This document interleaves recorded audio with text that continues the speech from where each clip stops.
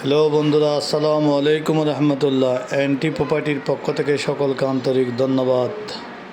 এই বিল্ডিংটি চট্টগ্রাম টেক্সটাইল কলাবাগান বাজার অবস্থিত 8 তলা। দাম চাচ্ছি একদম 5,80,00,000 টাকা।